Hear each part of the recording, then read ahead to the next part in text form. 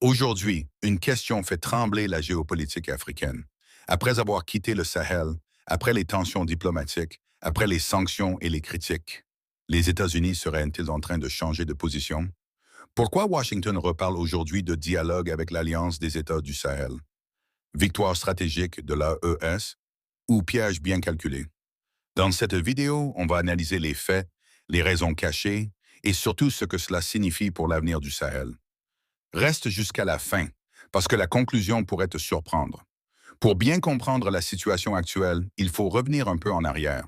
Il y a encore peu de temps, les relations entre les pays du Sahel et les puissances occidentales étaient extrêmement tendues.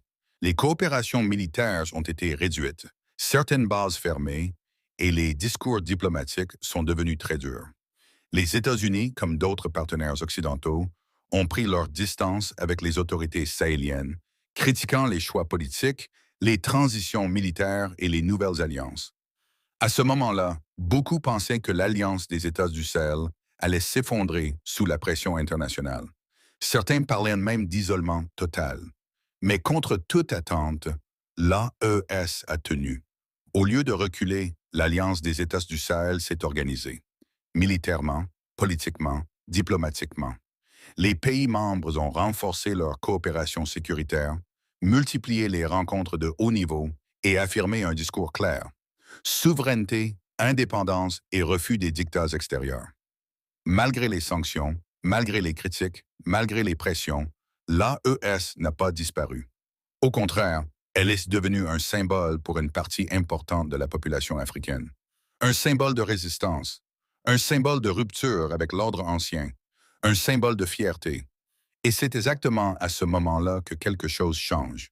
Depuis quelques semaines, plusieurs signaux faibles apparaissent, des déclarations plus mesurées, un ton moins agressif, et surtout des analyses venant de cercles proches de Washington qui évoquent la nécessité de repenser la stratégie américaine au Sahel.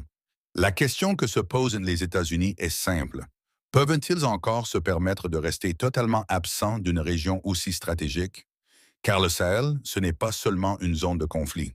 C'est une région clé pour la sécurité internationale, les routes commerciales, les ressources naturelles et l'équilibre géopolitique. L'éloignement américain n'a pas affaibli l'AES. Il a surtout affaibli l'influence américaine. Alors pourquoi ce changement de ton aujourd'hui? Première raison, la sécurité.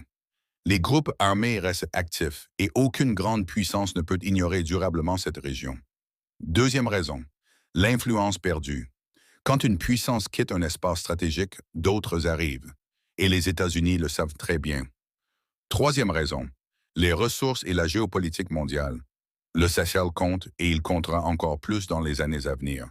Autrement dit, ce possible retour n'est pas un geste de générosité. C'est un calcul stratégique. Quand une grande puissance revient à la table, ce n'est jamais par nostalgie. C'est parce qu'elle estime avoir trop à perdre en restant dehors. Et maintenant, la vraie question. Si les États-Unis reviennent vers l'AES, est-ce une victoire ou un piège? Première option, la victoire. L'AES a tenu bon, et elle a résisté à l'isolement. Elle a imposé le respect.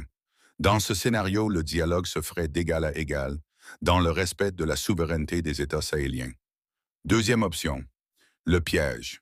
Un retour conditionné, des exigences cachées, une tentative de reprendre le contrôle par d'autres moyens. L'histoire nous a appris une chose. En géopolitique, les sourires ne sont jamais gratuits.